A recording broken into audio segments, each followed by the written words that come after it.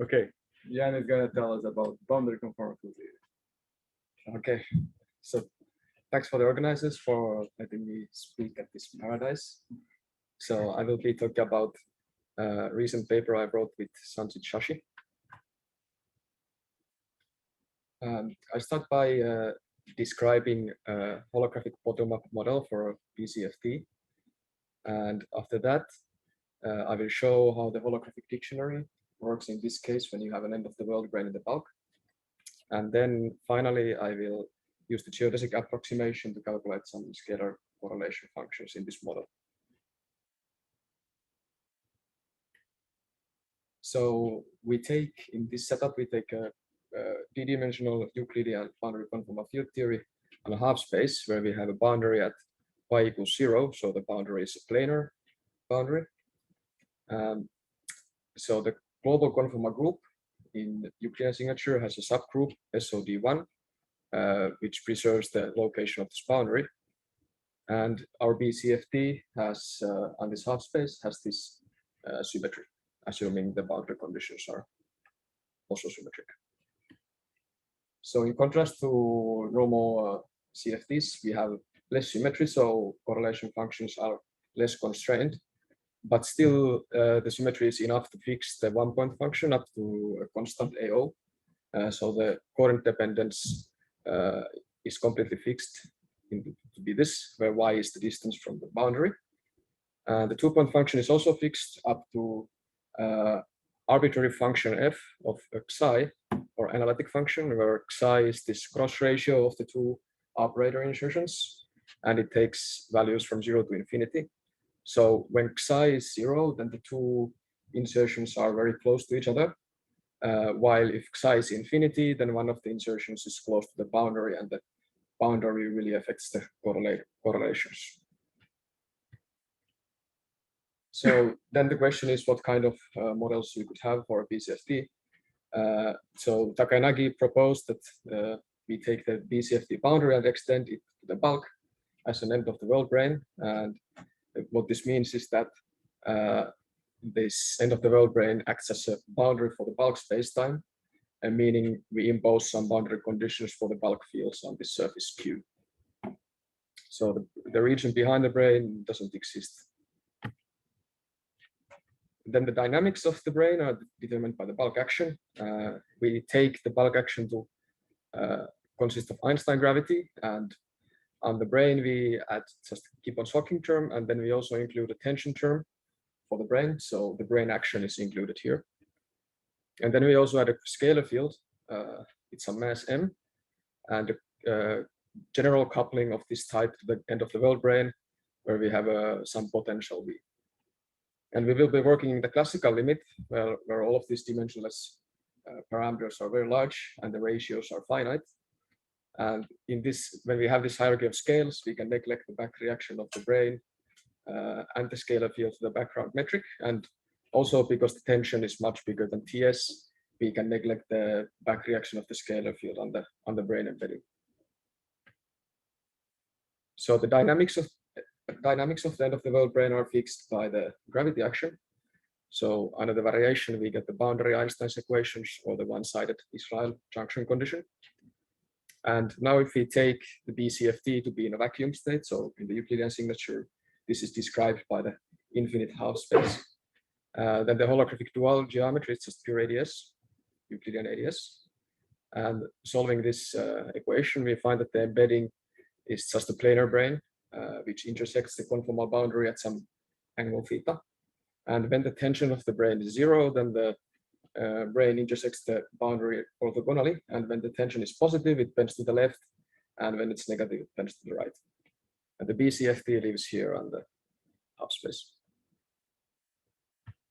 So what we have to consider is just the scalar field in this wedge of pure ADS. And when we vary the scalar field action to have a well-defined variation principle, we have to make sure that all the boundary terms vanish, especially on the end of the world brain. So then we have to impose this kind of boundary condition where n is the normal vector of the brain. And this is highly nonlinear, so we will consider quadratic potentials of this type where we have two free parameters, lambda 1 and lambda 2. which are assumed to be constants.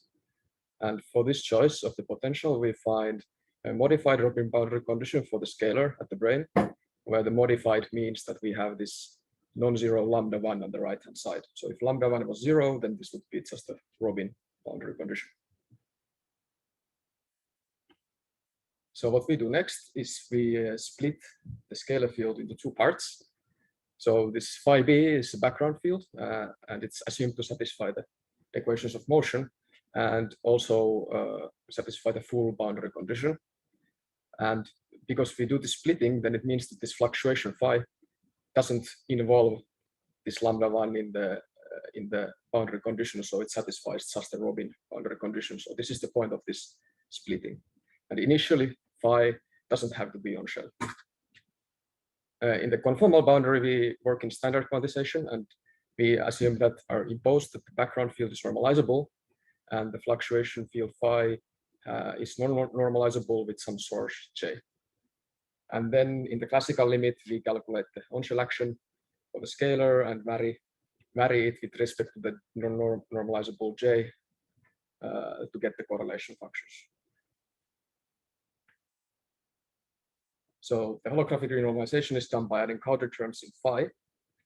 And once you have done this, you will find that the 1-point function is completely determined by the background field up to this normalization delta, which is the scaling dimension. And this background field is non-zero even when you have zero source in the theory. And this is because, or this is allowed because we have a BCFT. So we can also give nice formulas for the correlation functions. So the 1-point function can be written as an integral of the bulk-to-bulk propagator, G, which obeys Robin boundary conditions of the brane. So the idea is that we take one of the points of the propagator, integrate it over the brane, and take the other point to the conformal boundary, and that gives you the 1-point function. For the 2-point function, we get the standard extrapolate dictionary formula where we just take both of the points of the propagator to the conformal boundary, but the main difference to the normal case is that this G satisfies the Robin boundary condition of the brane.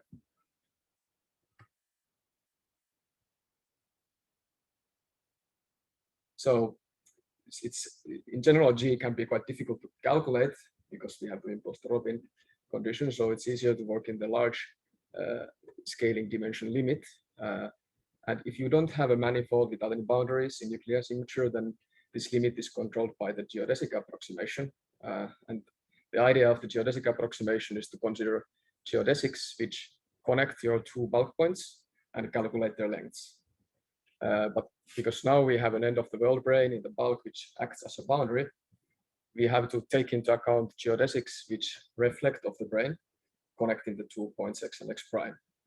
And for these reflections, we have to impose the law of reflection, which means that the incoming and outgoing angles with respect to the normal vector of the brane are the same. And then the formula is given by this, that we sum over the number of reflections. And in the exponent, we have the length of the geodesic, which connects the points. And so then we can have these kinds of configurations where if we take the points to the conformal boundary, we would have to include these reflecting geodesics. So in this setup, you cannot have any number of reflections.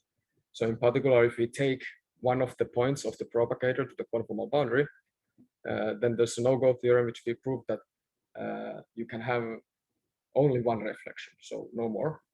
And this follows from the law of reflection, because if you would have a geodesic which reflects more than once, then you would have this brane-to-brane geodesics in the geodesic configuration, and it's just not possible to satisfy the law of reflection for these configurations.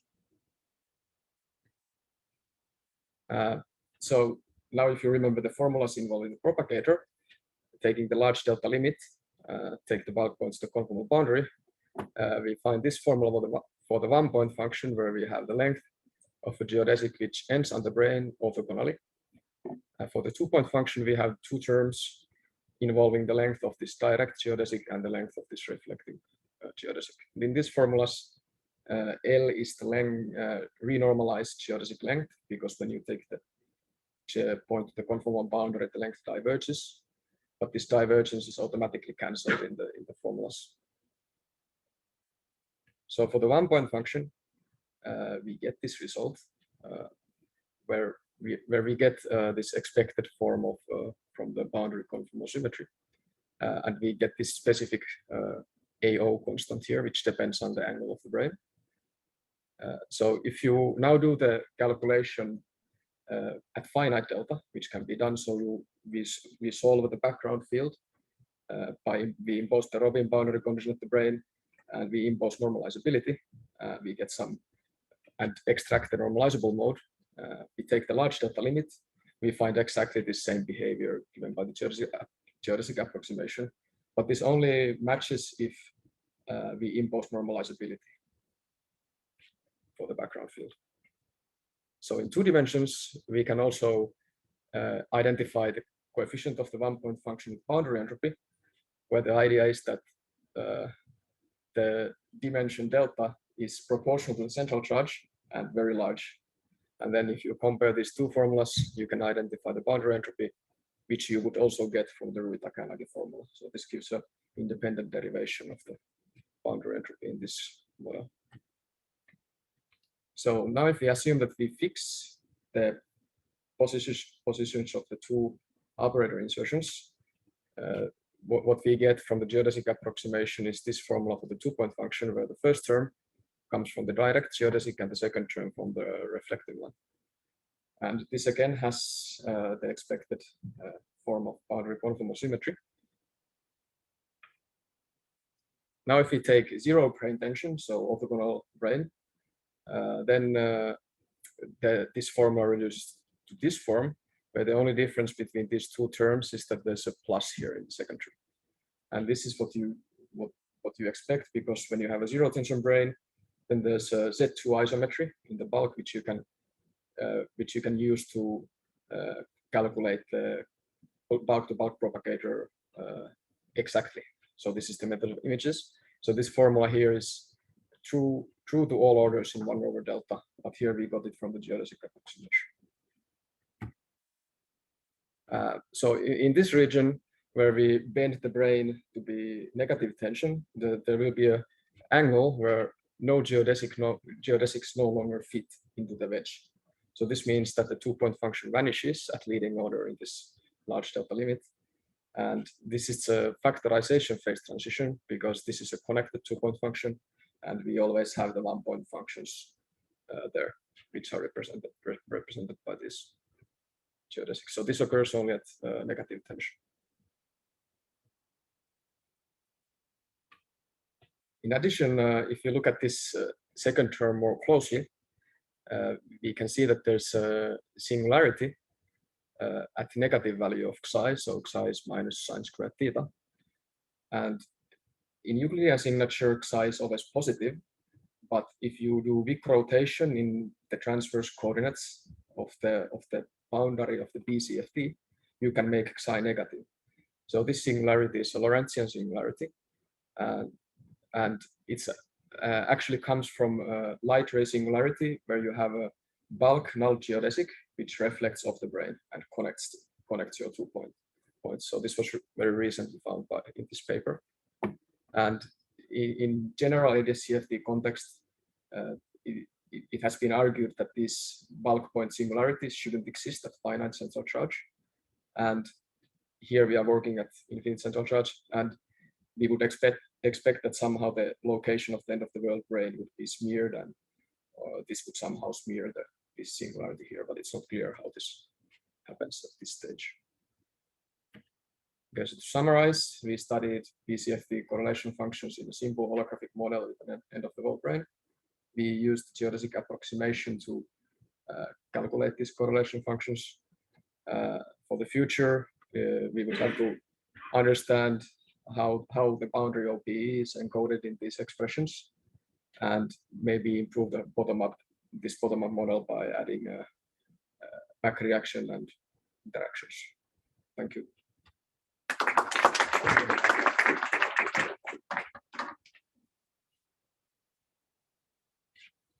Yeah, I actually wanted to ask you about, I think, what you already started to describe with this bulk point. So everything that you showed us was computed from a bulk picture with this. Yes. Is there any understanding of how to get formulae like the one here from just the BCFT, and also what are the conditions in the BCFT such that it looks like this? Yes. So no, we don't know. For the zero tension case, where this expression simplifies, then we know that that's basically has been studied in these papers.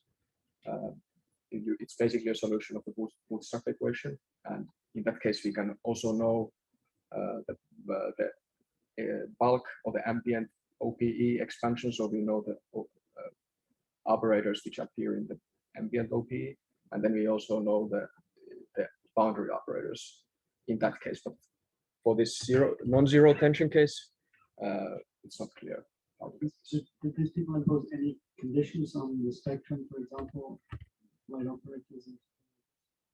Not that I know of.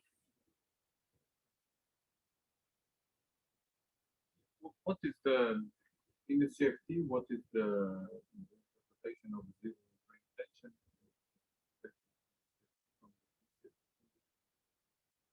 Well, we in this model, the tension of the brain determines the boundary entropy. So that's all we know. That also we know it's like minimal boundary entropy. Like I can't remember the formula for the boundary entropy. okay. Let me ask you another question about this singularity in the bulk. So in the case of the bulk in this paper for a bulk point, in 2D they were able to actually bound the maximum value of, in that case, of the 4-point function as a function of the central charge. Yes. Can you do something similar here, that you can just from boundary conformity find the bound on the how big can the be? So I think this was studied in this paper, not in our paper. They did produce a bound. So they did grow some bounds. Yeah. I don't know the details. Yeah.